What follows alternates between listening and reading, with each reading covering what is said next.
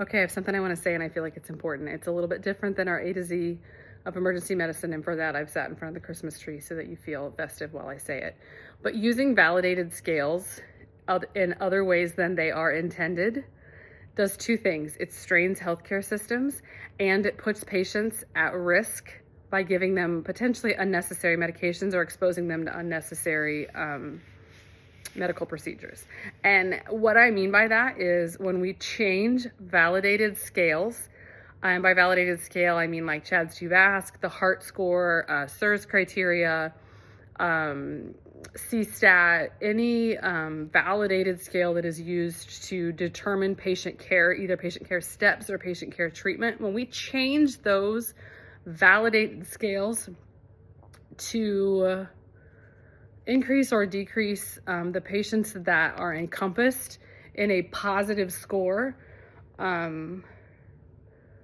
for whatever reason we decide to do that, we are changing the patients that are going to be positive or negative. We are increasing sensitivity and specificity of the positive score beyond the intent of the test. And there are really only two statistical ways to increase sensitivity and specificity or decrease sensitivity or specificity. One is to validate a new scale. So change the test from CHA2DS2 to CHA2DS2-VASc, or change the test in some validated way with a clinical trial that shows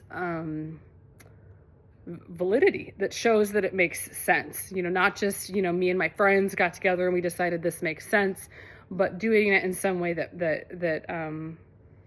shows clinical significance, statistical significance.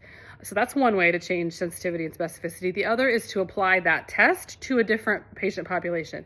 If I'm looking for positive, I don't know, HIV testing in a population, and I apply this test to a group that has higher or lower HIV, within the group, then I will have different sensitivity or specificity based on the amount of just positive HIV tests within the population. So changing the actual people that you're testing will also change your sensitivity, specificity. That's typically not what we're talking about when we're talking about static populations. So within a country, within a healthcare system, within a hospital, that's typically not what we're talking about.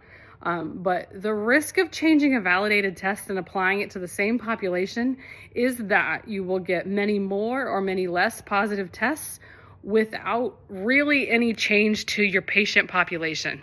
And so then you're getting way more or less positive patients without really any more or less positive cases. And so then you are either over or under treating a large volume of patients. And this is statistically and clinically dangerous. It's a strain, again, to the healthcare system and potentially exposing patients to medications they either do or don't actually truly need. A good example of this is changing from 2 to 1 SIRS criteria in indication for sepsis. We end up giving a lot. There is in the 2 SIRS criteria, we may miss patients, but there is an accepted error rate in that validated scale within the Surviving Sepsis Campaign, which means we are missing patients and we know we're missing patients, but that is an accepted error rate considering the amount of patients that we don't give inappropriate antibiotics to. And that's what a validated scale does for us. Similarly with CHA2DS2 versus CHA2DS2-VASc, we are not giving blood thinners to patients that maybe are not candidates, knowing that there may be patients that we miss that are going to get clots.